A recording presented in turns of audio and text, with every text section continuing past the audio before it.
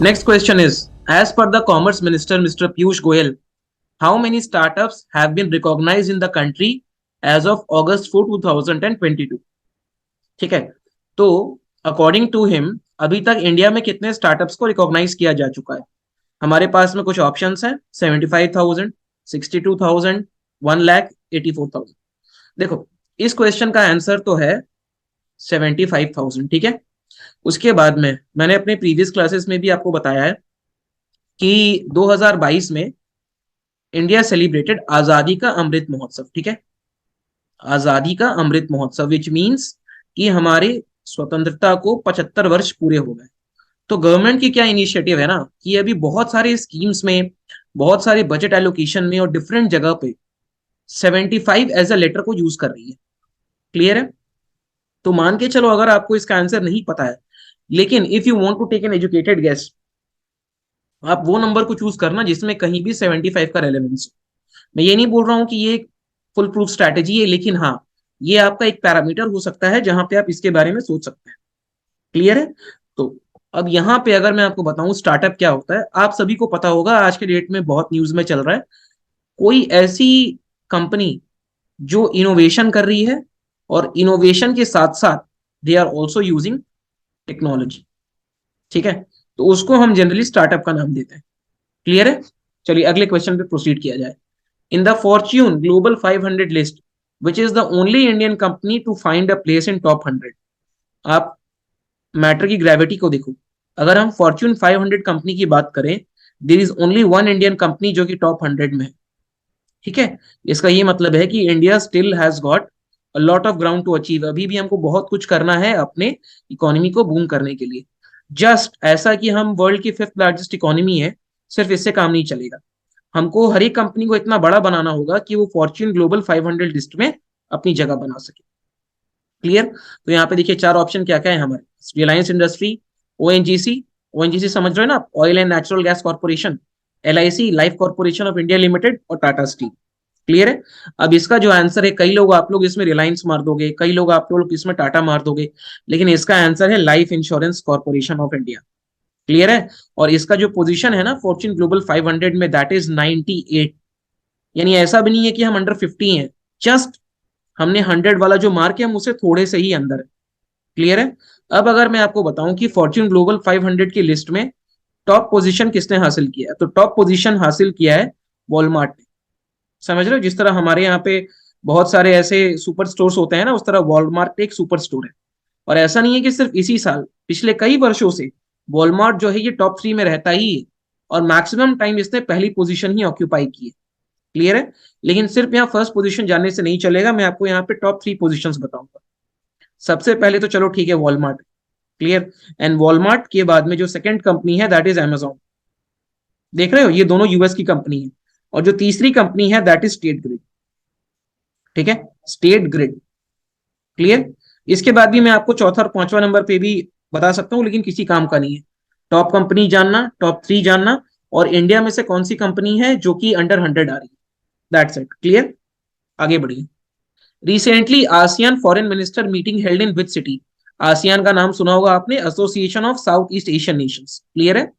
तो basically south east Asia में जो 10 नेशंस है ना, ये उनका ग्रुपिंग है। सो दिस इज ऑल, ये सब कुछ है। This is a political grouping, this is an international grouping, this is an economic grouping. Clear है? तो जो साउथ ईस्ट एशिया के देश है ना, they are very small but very powerful economies. तो इन्होंने मिलकर ये एसोसिएशन बनाया है। तो आसियान में जो फॉरेन मिनिस्टर्स है उनकी कहीं मीटिंग हुई थी, यही पूछा है कि ये मीटिंग कहाँ पे हमने कंडक्ट कराया। So this was conducted in home ने। ठीक है, ये जो है ना, इसको हम लोग, इसमें ई जो है वो हमारा साइलेंट है, इसलिए हम उसको ह्नोम पढ़ते हैं। ठीक है, ह्नोम, प्रे। अब आप ये जान लो कि ये सिटी बेसिकली जो है ये कहाँ लाई करती है। This is in the country of Cambodia. ये कंबोडिया में आती है। क्लियर है? अगर देखो, अगर आपको नहीं पता है कि आसियान देश कौन कौन से होते हैं तो मैं बता देता हूँ। जैसे मलेशिया हो गया, म्यांमार हो गया, सिंगापुर हो गया, ब्रूनी हो गया, ठीक है, लाओस हो गया, इंडोनेशिया हो गया। इस तरीके से there are 10 such South East Asian countries. तो ये जो था ना, this was 55th such meeting. ये इस मीटिंग का 55वां संस्करण है। क्लियर है। और ये हमने किया था कहाँ पे, कंबोडिया में। एक और चीज जान लो, अब ये कंबोडिया में इसलिए कराया गया था क्योंकि 2022 के लिए जो प्रेसिडेंटशिप है, जिसे कि हम कहते हैं चेयर ऑफ द एसोसिएशन, वो कंबोडिया के पास है। ये क्वेश्चन भी एग्जाम में पूछा जा सकता है कि 2022 का आसियान चेयर किसके पास है, या who has a presidentship of ASEAN, answer will be Cambodia. Clear, आगे बढ़िए। Which state ranked first in the utilization of agricultural infrastructure funds? देखो, ये जो एग्रीकल्चरल इंफ्रास्ट्रक्चर फंड है, basically this is a fund मतलब यहाँ पे कुछ पैसे होते हैं which will be used for creation of infrastructure helping the agricultural sector. जैसे मान के चलो आप, अगर मैंने कोल्ड चेन का कुछ स्टोरेज बना लिया, अगर मैं मंडीज को अपना मॉडर्नाइज कर रहा हूँ, क्लियर है, या अगर मान के चलो मैंने अगर एफसीआई गोडाउन्स बनाया जहां पे मैं स्टोरेज के लिए कुछ बना रहा हूँ, वो उसके लिए हम लोग यहाँ से फंड यूज करते हैं। तो पूछा है कि which of the Indian state जो है वो एग्रीकल्चरल इंफ्रास्ट्रक्चर फंड में जो फंड होता है उसके यूटिलाइजेशन पे जिसने फर्स्ट रैंकिंग हासिल की है। तो यहाँ पे है, this is the south Indian state of Andhra Pradesh. Clear है। उसके बाद देखो, ये जो अवार्ड है ना, ये आंध्र प्रदेश की तरफ से रिसीव किया था CEO of state Rythu Bazaars, state Rythu Bazaars. और इसके जो सीईओ हैं उनका नाम है mister B Srinivas Rao. Clear है। तो आंध्र प्रदेश की तरफ से इन्होंने इस रिवॉर्ड को रिसीव किया। क्लियर। अगला क्वेश्चन देखो, अगेन मिलिट्री एक्सरसाइज से क्वेश्चन है। मैं आपको फिर से रिकॉल करा दूं, हमने कौन कौन से मिलिट्री एक्सरसाइज के बारे में पढ़ा है। हमने पिच ब्लैक के बारे में पढ़ा है, क्लियर है। और अभी हम लोग आगे और देखेंगे युद्ध अभ्यास। तो 18th edition of the India US joint military exercise Yudh Abhyas will be held at which place. ये भी क्वेश्चन पूछ सकता था कि Yudh Abhyas is a military exercise conducted between which two nations. तो यहां से हमको पता चल गया कि जो युद्ध अभ्यास है वो इंडिया और यूएस के बीच होता है। अब ये हमने कहाँ पे ऑर्गेनाइज कराया था, ठीक है। देखो यहाँ पे क्या क्या ऑप्शन है आपके पास, चमोली, तवांग, लद्दाख, ओली। क्लियर हो रहा है। तो देखो, ये जो तवांग एरिया है ना, ये आता है बेसिकली अरुणाचल प्रदेश के आसपास। लद्दाख जो है आप सबको पता है कहाँ पे है। तो अभी क्योंकि जो रिसेंटली हमारा चाइना के साथ कॉन्फ्लिक्ट चल रहा है, तो बहुत हाई चांसेस है कि हम इन दो एरिया में नहीं करें। अब चमोली जो है ये पड़ता है स्टेट ऑफ उत्तराखंड में, लेकिन उत्तराखंड में भी, उत्तराखंड देखो बेसिकली मैं आपको बता, चाइना के साथ हमारा 3 सेक्टर में इशू चलता है, एक वेस्टर्न सेक्टर है, एक मिडिल सेक्टर है, एक ईस्टर्न सेक्टर है। ये जो मिडिल सेक्टर है ना, यहाँ उत्तराखंड में कहीं पे कुछ इश्यूज है। क्लियर। ओली भी देखो उत्तराखंड में ही है, लेकिन ये एरिया ऑफ नो कॉन्फ्लिक्ट है, इसलिए हमने ओली में इस एक्सरसाइज को कंडक्ट करा है। क्लियर है। चलो आगे बढ़े। Who has captain all women navy crew which completed a surveillance mission over the Arabian Sea. कहने का मतलब ये है कि जो अरेबियन सी है, ठीक है, पता है ना आपको, मान के चलो अगर दिस इज इंडिया, तो यहाँ वाला जो है that is Arabian Sea and this is Bay of Bengal. तो यहाँ पे एक सर्विलियंस मिशन हमने सेंड किया था which was an all women crew, यानी इस क्रू की सारे जो मेंबर्स थे दे वेयर विमेन। क्लियर है। अब इस क्रू को किसने हेड किया था, यहाँ बोला गया कैप्टन। तो हम लोग जब नेवी की बात करते हैं, तो जो शिप होता है, जो शिप को जो संभालता है, हम लोग उसको कैप्टन कहते हैं। यहाँ पे अगेन 4 नेम्स है हमारे पास, आंचल शर्मा, भावना सिंह, अवनी चतुर्वेदी एंड मोहन सिंह। तो इसको कैप्टन किया गया था बाय आंचल शर्मा। क्लियर है। अब थोड़ा सा जान लेते हैं ये जो सर्विलियंस टीम थी ये क्या थी। देखो, 5 women ऑफिसर्स ऑफ INAS 314, ये नाम है उस शिप का। क्लियर है। उन्होंने एक मिशन को अपना कंप्लीट किया है ऑन बोर्ड डॉर्नियर 228 एयरक्राफ्ट, और इनको हेड किया था by lieutenant commander Anchal Sharma. Clear. Moving forward, which state has launch Poshak Balyam to tackle malnutrition among children. ठीक है, माल न्यूट्रिशन एक बहुत बड़ा इशू है। चलो इसी से रिलेटेड एक आपको क्वेश्चन देता हूं, आपको जाके कमेंट सेक्शन में उसको आंसर करना है। क्लियर है। ये बताना है कि जो अभी recently global hunger index release हुई है, ग्लोबल हंगर इंडेक्स, उसमें इंडिया की क्या रैंकिंग है, what is the ranking of India, और ये रैंकिंग कितने देशों में है। तो आप क्या करोगे, रैंकिंग ऑफ इंडिया यहाँ स्लैश नंबर ऑफ कंट्रीज, इस तरीके से आप लोग कमेंट सेक्शन में आंसर करो। क्लियर। अब यहां हमको जानना है कि पोशाक बाल्यम ये इनमें से किस स्टेट ने लॉन्च किया है माल न्यूट्रिशन को टैकल करने के लिए? So this is launch by the state of Kerala. Clear है? अब ये जो वर्ड यहाँ पे है ना, इसका जो इंग्लिश ट्रांसलेशन है वो है न्यूट्रिशियस चाइल्डहुड। ठीक है, ये नेम अगर क्लियर होता तो आप लोग इसको समझ जाती कि माल न्यूट्रिशन के लिए ही है। ये इन्होंने अगस्त 2 में लॉन्च किया है और basically this will target children in the age group of 3 to 6। Clear? अगले क्वेश्चन पे आते हैं। The astronomical observatory at the Langat Singh College Muzaffarpur, Bihar से रिलेटेड क्वेश्चन है, डबल ट्रिपल मार्क कर लीजिए इसको। Has been included in the UNESCO list. The observatory was established in which year? यहाँ देखो क्या ऑप्शन है, 2011, 1947, 1916, 1922। इसका आंसर है हमारा 1916। यानी ये जो ऑब्जर्वेटरी है ये 1916 को एस्टैब्लिश की गई है। क्लियर है? अब हमने इसको किस में इंक्लूड किया? We have included this in important endangered heritage. Important endangered heritage. Clear है? यूनेस्को की बहुत सारी लिस्ट निकलती है, इसलिए मैंने आपको यहाँ पे लिस्ट का नाम भी बता दिया है। अब उसके बाद में this was established in the, ये एक हमने कॉलेज में एस्टैब्लिश किया था, वो कॉलेज का नाम यहाँ मेंशन है Langat Singh college in 1916। Clear? अगले पे आइए। According to census 2011, what is the absolute number of people to be covered under the national food security act of 2013?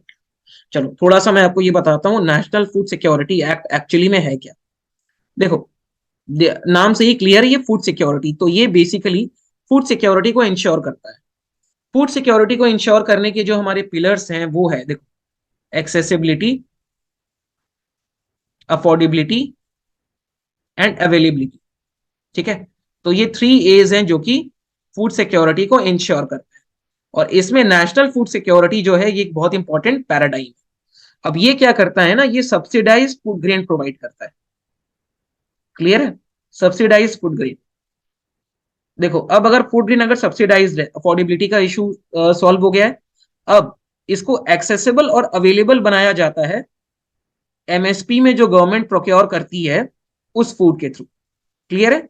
अब यहां पे क्या बोला गया है कि this will cover approximately 75% of the rural population and 50% of the urban population. Clear है? यानी अगर मैं देखा जाए तो 125 करीबन करीबन 66% के आसपास ये आपकी आबादी को कवर करता है। समझ रहे हो आप? अब उसके बाद आपसे ये पूछा है कि ये जो परसेंटेज टर्म्स में है इसका एब्सोल्यूट नंबर क्या है। ठीक है, बहुत कुछ मैंने आपको बता दिया। देखो आगे हम इसके बारे में मैं ज्यादा डीप नहीं जाऊंगा कि इसमें अपनी 2 कैटेगरी होती है, एक होती है अंत्योदय अन्न योजना, एक होते हैं प्रायोरिटी हाउस होल्ड, ये सब हम लोग नहीं देखेंगे। क्वेश्चन का जो डिमांड है उससे रिलेटेड मैंने कुछ एक्स्ट्रा इन्फॉर्मेशन आपको यहाँ पे प्रोवाइड करा। क्लियर है?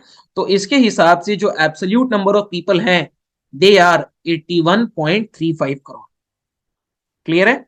समझ में आया आपको? चलिए आगे बढ़ते हैं। Which country has launch its first lunar orbiter nickname Danuri? किस कंट्री ने पहला लूनर ऑर्बिटर लॉन्च किया है जिसका उन्होंने निक नेम दिया है दानूरी के नाम से? तो this country is south Korea. सोच रहे हो इतना डेवलप्ड नेशन है लेकिन इसने अभी अपना पहला लूनर ऑर्बिटर लॉन्च किया है। क्लियर? अब इसका ये इन्होंने बेसिकली लॉन्च किया है फ्रॉम अ फैल्कन 9 रॉकेट। और कहां से लॉन्च किया गया है? From the Cape Canaveral in Florida. In Florida. और एक चीज याद रखना, ये जो फैल्कन 9 स्पेसक्राफ्ट है ना, ये स्पेस एक्स का है। जब भी इसका मेंशन आएगा ये समझ जाना आप। और फ्लोरिडा में हम ये जिस ग्राउंड की बात कर रहे हैं, जिस लॉन्चिंग स्टेशन की बात कर रहे हैं, ये बहुत इंपॉर्टेंट लॉन्चिंग स्टेशन है। जैसे ये इंडिया में श्रीहरिकोटा है, सिमिलरली यूएसए में हमारा Cape Canaveral. Got the point? चलिए moving on to the next question. अगला क्वेश्चन है कि वर्ल्ड की जो largest floating solar power plant है ये किस डैम पे बनाई गई है? तो देखो पहले मैं आपको समझाता हूँ फ्लोटिंग सोलर पावर प्लांट क्या होता है। जो हमारा सोलर पावर प्लांट है ना, या जो हमारा सोलर एनर्जी है, ये हम लोग बनाते हैं फोटोवोल्टिक सेल्स। ठीक है, इसके लिए आपने देखा होगा कि हम लोग सोलर पैनल को यूज करते हैं। क्लियर है? अब ये सोलर पैनल जो है ये हम लोग बेसिकली लैंड पे और बहुत ही लार्ज नंबर्स पे बिछा देते हैं, जिससे क्या होता है सन की जो लाइट्स है वो इस पे पड़ती है और ये जनरेशन ऑफ इलेक्ट्रिसिटी करता है। लेकिन इनका सबसे बड़ा ड्रॉबैक ये है कि बोला जाता है ये बहुत ज्यादा लैंड यूज कर रहा है। और वो जो लैंड है हम उसको किसी और काम में यूटिलाइज कर सकते हैं। क्लियर है? तो इसके लिए साइंटिस्ट ने सोचा कि क्यों ना जो हमारा सी सरफेस होता है वो तो कोई काम नहीं आ रहा है, तो हम इन सोलर पावर जो पैनल्स हैं इनको हम उसके ऊपर बिछा देते हैं। तो जब ये इसको इसके ऊपर बिछाते हैं तो स्वाभाविक सी बात है कि ये यहाँ पे फ्लोट करेगा। इसी को हम कहते हैं फ्लोटिंग सोलर पावर प्लांट। तो जो दुनिया की largest floating solar power plant है वो हम किस डैम पे बना रहे हैं? क्लियर है? देखो क्या क्या ऑप्शन है हमारे पास, और ये सब देखो लार्ज डैम।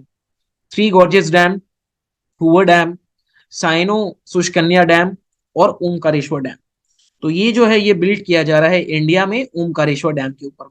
आप सभी को लगेगा कि नहीं यार, हूवर डैम यूएसए में बहुत बड़ा डैम है, थ्री गॉर्जेस डैम भी बहुत बड़ा डैम है, इस पे बना रही होंगी, लेकिन नहीं, ये बनाया जा रहा है ओमकारेश्वर डैम में। और ये लाई करेगा आपका in the Khandwa district of Madhya Pradesh. ठीक है, ये भी आप याद कर लेना। क्लियर है? और ये जो रिवर है ना ओमकारेश्वर डैम में, जो रिवर है जिसके ऊपर ये बनाया जाएगा, that is the Narmada river. पता होगा आपको, ये सबसे मेजर रिवर है जो मध्य प्रदेश से फ्लो करती है। क्लियर? अगले क्वेश्चन पे आओ। नशा Mukt Bharat Abhiyan will be launched on which date? Nasha Mukt समझ रहे हो, इंटॉक्सिकेशन से भारत को आजादी दिलाने के लिए हमने ये इनिशिएटिव चालू किए। तो ये लॉन्च किया जाएगा, देखो यहाँ पे क्या डेट मेंशन्ड है, 15 अगस्त 2020 को इसको लॉन्च किया गया था। क्लियर है? और ये एज अ पायलट लॉन्च किया गया था 272 डिस्ट्रिक्ट्स में। पूरे पैन इंडिया में हमने इसको लॉन्च नहीं किया था, 272 डिस्ट्रिक्ट में इसको लॉन्च किया गया था ऑन 15 अगस्त 2020। Indeed a very auspicious. अगले पे आओ। India has successfully carried out the laser guided anti tank guided missile at which place? ठीक है, ये एक रिसेंट टेक्नोलॉजी है जिसमें क्या करते हैं ना, जब हम स्पेशली अगर हम कोई मिलिट्री ग्रेड के टेक्नोलॉजी बनाते हैं तो उसका टेस्टिंग चलता है कि क्या वाकई में ये यूजफुल है कि नहीं है, या इसमें कोई ग्लिच है कि नहीं है। तो पूछा जा रहा है, यहाँ पूछा जा रहा है कि लेजर गाइडेड जो एंटी टैंक गाइडेड मिसाइल है इसके लिए हमने टेस्टिंग कहाँ पे की थी? देखो क्या क्या ऑप्शन है, अहमदनगर महाराष्ट्र में, चंदीपुर महाराष्ट्र में, नाथुला सिक्किम में, या फिर पानीपत हरियाणा में। ये टेस्टिंग की गई थी अहमदनगर महाराष्ट्र में। क्लियर है? अब यहाँ पे कुछ और चीजों के बारे में जानो। ये इंडिया का ना फर्स्ट ऐसा laser guided anti tank missile है, और इसके लिए हमने जो टेस्टिंग की थी वो अहमदनगर के रेंज में की थी। ठीक है, के रेंज इन अहमदनगर महाराष्ट्र। बहुत ही फैक्चुअल क्वेश्चन है, ज्यादा डिटेलिंग की जरूरत नहीं है, आगे बढ़ते हैं। Government has launch common registration facility for ration card on pilot basis in how many districts? Common registration facility अभी गवर्नमेंट के द्वारा स्टार्ट की गई है। रेशन कार्ड से रिलेटेड एक छोटा सा फैक्ट आपको बता देता हूँ। राशन कार्ड है ना, this is issued by the state governments. बहुत बड़ी क्वेश्चन पूछ लिया जाता है, ये चीज याद रखना। क्लियर है? तो ये हमने पायलट बेसिस में स्टार्ट किया था इन 11 डिस्ट्रिक्ट्स। क्लियर है? अब उसके बाद में देखो, अगर मैं आपको यहाँ पे, ओके नॉट 11 डिस्ट्रिक्ट्स, मैं गलत बोल रहा हूँ, ये 11 स्टेट या यूटीज में हमने इसको स्टार्ट किया है। क्लियर है? नॉट 11 डिस्ट्रिक्ट, 11 स्टेट और 11 यूटीज। अब 11 स्टेट और यूटीज बहुत सारे हैं, इसका नाम याद करने की जरूरत नहीं है, खाली सुन लो वो क्या क्या है। दे आर असम, ठीक है, गोवा, लक्षद्वीप, महाराष्ट्र, मणिपुर, मेघालय, मिजोरम, नागालैंड, पंजाब, त्रिपुरा, उत्तराखंड। इतना आपको याद करने की जरूरत है ही नहीं, सिर्फ ये जान लो कि कितने स्टेट एंड यूटीज में हमने कॉमन रजिस्ट्रेशन फैसिलिटी को इंप्लीमेंट किया है, वो है 11। काम हो जाएगा हमारा इससे। आगे बढ़ो। Recently Hiroshima day was observed on August 6। What was the name of the atom bomb dropped on Hiroshima? ठीक है, वर्ल्ड वॉर 2 आप सबने पढ़ रखा होगा। तो वर्ल्ड वॉर 2 को एंड किया गया था जब यूनाइटेड स्टेट्स ने 2 एटम बॉम्ब गिराए थे। ठीक है, और वो एटम बॉम्ब गिराए गए थे जापान के 2 सिटीज में। एक का तो नाम आपको यहाँ पे दिया हुआ हिरोशिमा, दूसरा का नाम यहाँ देख लो वो है नागासाकी। ठीक है, डेट यहाँ पे 6 अगस्त था, मैं आपको कॉमन में ईयर बता देता हूँ, ईयर है 1945। क्लियर है? ये पूछा जा रहा है कि 6 अगस्त को हिरोशिमा पे जो एटम बॉम्ब गिराया गया था उसका नाम क्या है? उसका नाम था लिटिल बॉय। क्लियर है? और उसके बाद जो हमने नागासाकी में जो हमने एटम बॉम्ब ड्रॉप किया था उसका नाम था फैट मैन। ठीक है, इसको आप एक लॉजिक से याद रख सकते हो कि पहले तो कोई भी लिटिल बॉय होगा, बाद में तो वो फैटमैन बनेगा। इसीलिए पहले हमने ड्रॉप किया था हिरोशिमा में 6 अगस्त 1945, नेम लिटिल बॉय। बाद में हमने ड्रॉप किया था नागासाकी में, जिसका नाम था फैट मैन। क्लियर है? अब एक और चीज याद कर लो, यूएसए ने जो एटम बॉम्ब डेवलप किया था, एटम बॉम्ब का जो डेवलपमेंट था, that was under a project which was known as Manhattan project. बहुत ही फेमस है। और इसके लिए जो रिसर्च एक्टिविटी है, that was conducted by Mister Robert Oppenheimer. Oppenheimer, इनका नाम हमेशा एटम बॉम्ब से एसोसिएट किया जाता है। क्लियर है? चलिए अगला क्वेश्चन देखते हैं।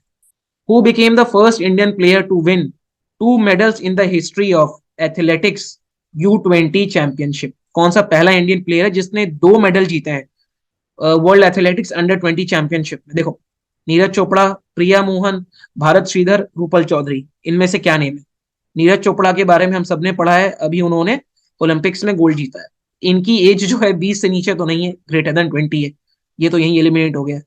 ये 3 ऑप्शन है, इसमें आंसर है रूपल चौधरी। क्लियर है? ये वो पहली इंडियन प्लेयर है जिन्होंने 2 मेडल जीता है वर्ल्ड अंडर 20 एथलेटिक्स में। क्लियर है? अब इन्होंने क्या क्या जीता है, देखो यहाँ पे। इन्होंने पहले तो जीता है ब्रॉन्ज। किस चीज में ब्रॉन्ज जीता है? 400 मीटर विमेन रेस में। और इन्होंने जीता है सिल्वर। सिल्वर किस में जीता है? 4x400 रिले में। ठीक है, ये 2 इवेंट में इन्होंने मेडल जीता है। आगे बढ़े, देखो, after Bihar and Arunachal Pradesh, JDU has been recognised as a state party in which state? Janata Dal United की बात हो रही है यहाँ पे। तो देखो, ये बिहार में और अरुणाचल प्रदेश में as a state party recognised है। तो कौन सा थर्ड ऐसा स्टेट है जहां पे इसको स्टेट पार्टी का रिकॉग्निशन मिला है? ये है मणिपुर स्टेट। क्लियर है? चलो, क्यों ऐसा हुआ था? क्योंकि इन्होंने 6 सीट जीता है 2022 के असेंबली इलेक्शन में। ठीक है, मणिपुर में इन्होंने 6 सीटें जीती हैं 2022 के असेंबली इलेक्शन में। और टोटल इन्होंने अप्रोक्सीमेटली 10% ऑफ द वोट्स को गार्नर किया है। अगेन आपके लिए एक छोटा सा होमवर्क है। अब जाओगे अपने पॉलिटी सेक्शन में पढ़ोगे, व्हाट इज द क्राइटेरिया जब किसी पार्टी को नेशनल पार्टी का स्टेटस मिलता है और स्टेट पार्टी का स्टेटस मिलता है। इसलिए भी इंपॉर्टेंट है क्योंकि अभी रिसेंटली जब गुजरात इलेक्शंस कंडक्ट हो गए थे, तो आम आदमी पार्टी को एज अ नेशनल पार्टी का स्टेटस मिल गया था। क्लियर है? इसलिए ये इशू और भी ज्यादा इंपॉर्टेंट हो जाता है। अगले में देखो, बिहार गवर्नमेंट, बिहार से रिलेटेड है, वेरी इंपॉर्टेंट, 2 3 4 स्टार मार्क कर लीजिए आप। Bihar government has increase the diesel subsidy to farmers from 60 to how much rupees? अभी उन्होंने डीजल सब्सिडी को इंक्रीज कर दिया है। पहले 60 रुपीज था और अब उन्होंने उसको बढ़ा के 75 रुपीज कर दिया है। क्लियर है? चलिए, ये बहुत ही फैक्चुअल है, इसमें ज्यादा कुछ जानने लायक है नहीं।